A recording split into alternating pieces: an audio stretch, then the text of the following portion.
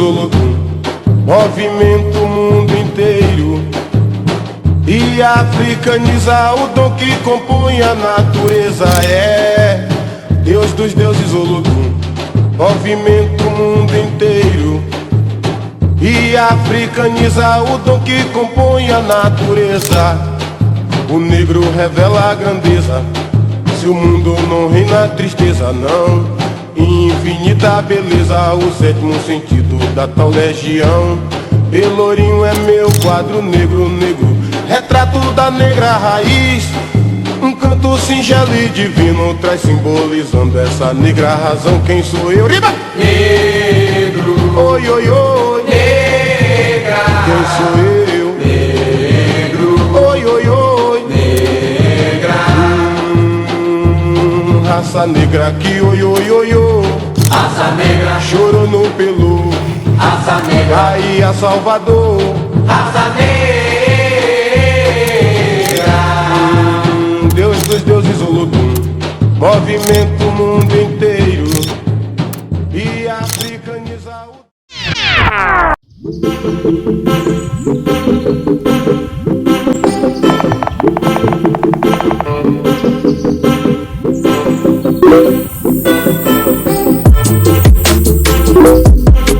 Cores, arquitetura histórica e cultura abundante são alguns dos pontos que mais chamam a atenção de quem visita o Pelourinho. Mas você sabia que esse ponto turístico importantíssimo de Salvador guarda histórias que se confundem com a do Brasil? Pelourinho era o local em que os escravizados que fugiam ou cometiam algum tipo de delito eram levados para o castigo. Compostos por uma coluna de pedra com argolas, os pelourinhos ficavam dispostos em áreas públicas, onde as pessoas eram amarradas e cruelmente torturadas. Salvador, hoje capital da Bahia, foi a primeira capital do Brasil entre 1549 e 1763, 214 anos. Na época, a mão de obra escrava era usada abundantemente na região, e por esse motivo, os temidos pelourinhos foram fixados pela cidade como representação de justiça e autoridade dos escravocratas.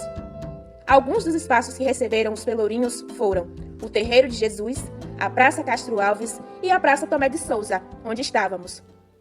Bem, já estamos com as energias recarregadas e por isto vamos continuar nosso tour pelas cartas. Iremos recuar um pouco no tempo para iniciarmos a conversa sobre o destinatário Dr. Martim Francisco Ribeiro de Andrada II, ou Filho, pois era assim distinguido por possuir o mesmo nome do seu pai.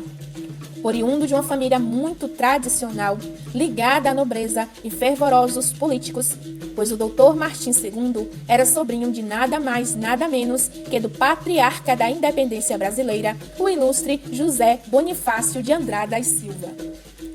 Após a declaração da independência em 1822, era necessário organizar o regime. O primeiro passo seria a elaboração de uma Constituição. Então, foi instituída uma Assembleia que ficou conhecida na história como a Assembleia Constituinte de 1823. No entanto, o imperador Dom Pedro I exige que seu papel não seja diminuído por conta da elaboração de uma Carta Constituinte. O Partido Conservador, formado por ruralistas e portugueses que prezavam pela monarquia e principalmente pela manutenção do trabalho escravo, atacam os ideais do ministro José Bonifácio, que juntamente com seus aliados viviam a pregar a abolição gradual dos escravizados, dando margem para os conservadores usarem de suas influências econômicas e políticas perante o império e pressionarem Dom Pedro I. Inseguro, o imperador, com auxílio das tropas do exército, dissolve a Assembleia Constituinte, prende os radicais e os condena ao exílio. A família Andrada, por fazer parte desse grupo radical, é exilada para a França. 2 anos depois, nasce o nosso destinatário, no dia 10 de julho de 1825. A condenação só termina quando Dom Pedro I decide abdicar do trono em favor de seu filho Dom Pedro II e perdoa os Andrada. Ao retornar para o Brasil, o jovem Martim forma-se em Direito pela Faculdade de São Paulo e, durante sua trajetória, assume vários cargos políticos, dentre eles o de Ministro do Estado dos Negócios Estrangeiros, ministro da Justiça durante a Guerra do Paraguai.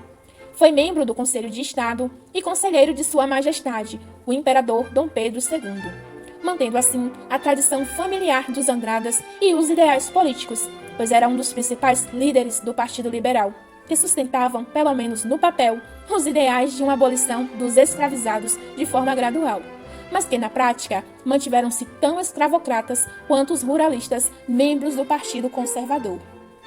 É no cargo de conselheiro que recebe as 8 cartas que estão reunidas na coleção documental Cartas para Vários Destinatários, redigidas por 8 escreventes entre o período de 1863 a 1878, estando o nosso destinatário nos estados do Rio de Janeiro, Bahia, e 4 cartas não nos dão sua localização. Corpus que totaliza 1.763 palavras, que no geral tratam sobre assuntos de favores políticos e do dia a dia. Dentre os remetentes que podemos destacar está a figura do fundador do Instituto Geográfico e Histórico Brasileiro, também político, o senhor Luiz Pedreira de Couto Ferraz, conhecido pela Sociedade Imperial Brasileira como Visconde do Bom Retiro. Venham, vamos juntos navegar no Banco C2 para dar uma espiadinha nessa carta.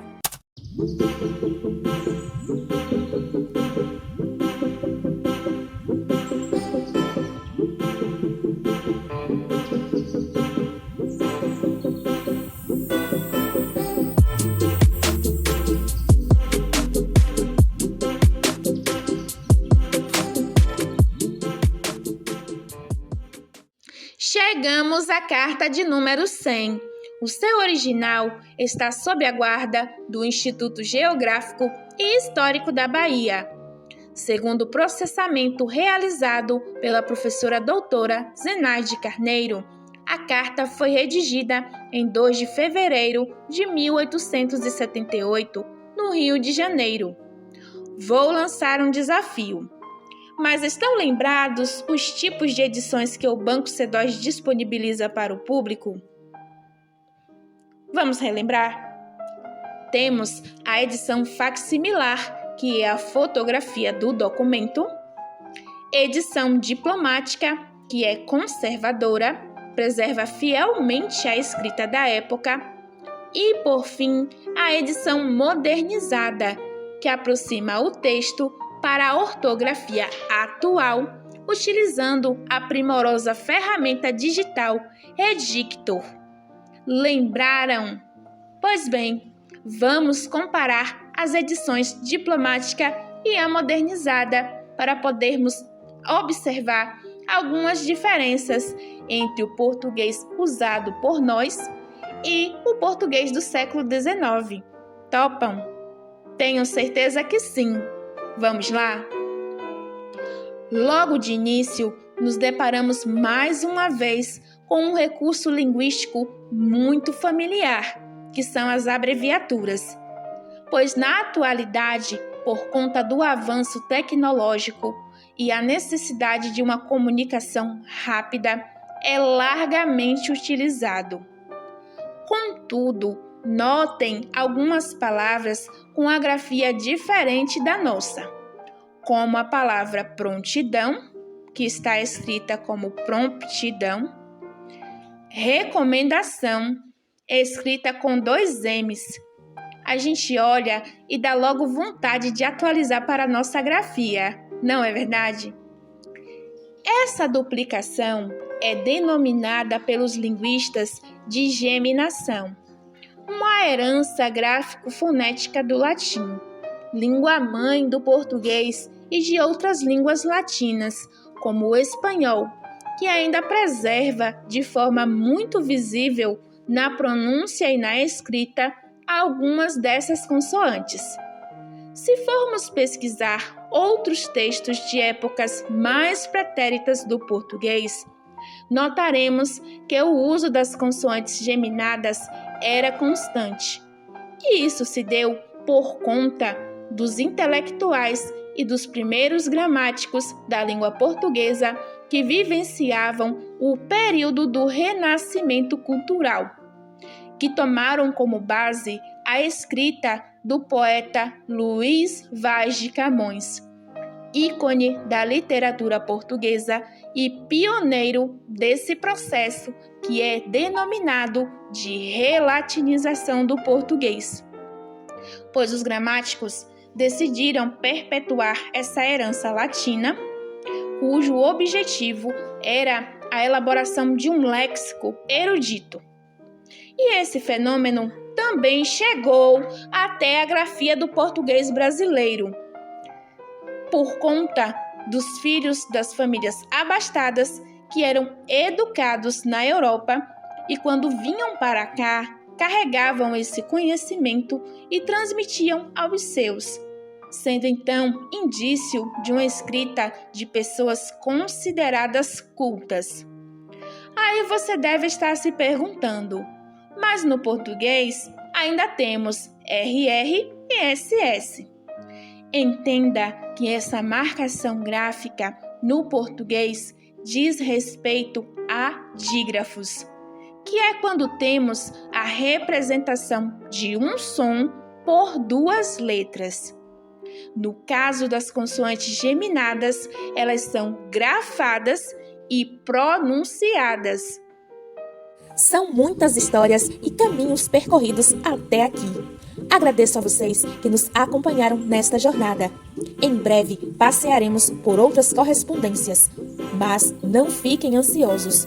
Caso queiram saber informações aprofundadas, é só navegar pelo Banco C2 e clicar na aba Coletâneas e consultar as teses disponíveis dessa coleção e das outras. Elas estão em PDF para baixar quantas vezes vocês quiserem. Não esqueçam de nos seguir nas redes sociais, combinado? Adianto que a nossa próxima jornada ultrapassará os limites do território baiano. Iremos até o Rio de Janeiro para visitar a modesta residência de uma senhora que ainda nos dias atuais é assunto para muitos debates. Aguardem! Muito axé para vocês e até mais!